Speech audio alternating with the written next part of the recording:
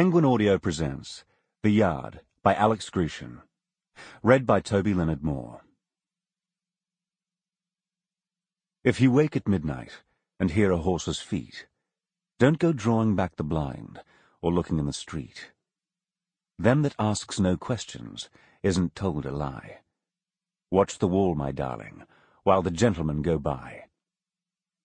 Rudyard Kipling, A Smuggler's Song.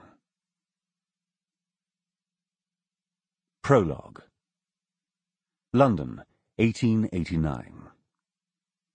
Nobody noticed when Inspector Christian Little of Scotland Yard disappeared, and nobody was looking for him when he was found. A black steamer trunk appeared at Euston Square Station sometime during the night, and remained unnoticed until early afternoon of the following day. The porter discovered it after the 1 o'clock train had departed, and he opened the trunk when it proved too heavy for him to lift. He immediately sent a boy to find the police.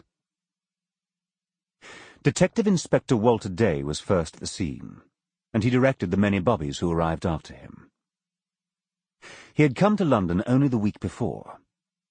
This was his first crime scene, and he was clearly nervous. But the blue-uniformed bobbies knew their job well, and did not require much from him. They pushed back the commuters who had gathered round the trunk and began to scour the station for possible weapons and other clues.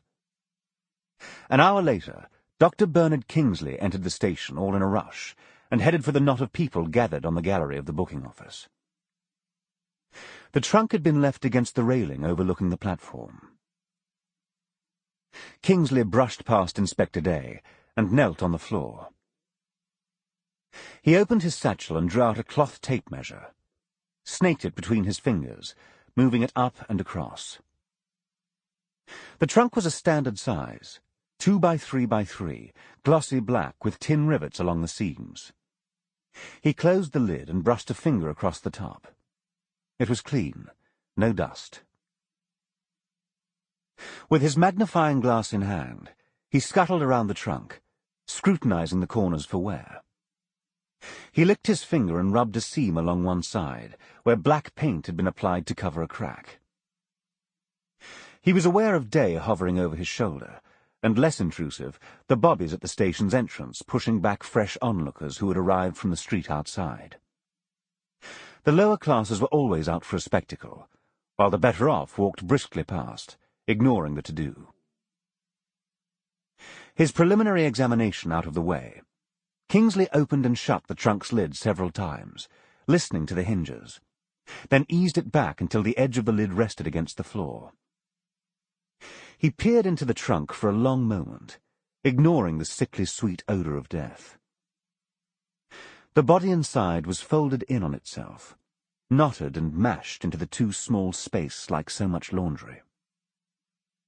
One shoe was missing, and Kingsley presumed it was somewhere at the bottom of the trunk under the body. The man's suit was gabardine, the hems lightly worn, dirt pressed into the creases. His arms and legs were broken and wrapped around one another. Kingsley took a pair of tongs from his satchel and used them to move an arm out of the way so he could see the man's face. The skin was pearl grey, and the eyes and mouth were sewn shut with heavy thread, the pattern of parallel stitches like train tracks across the man's lips. Kingsley looked up at Day. When he spoke, his voice was low and measured. "Have you identified him yet?" Day shook his head, no. "It's one of you," Kingsley said. "One of me?" "The body is that of a detective. This is Inspector Little." Day backed away to the railing and held up his hands, warding off the unpleasant thought. "It can't be. I spoke with Little just last evening." Kingsley shrugged. "It's not that I doubt you," Day said, "but Inspector Little—" "Come and see for yourself," Kingsley said. Day stared at him. "I said come here. Please." "Of course." Day approached the trunk and swallowed Sample complete. Ready to continue?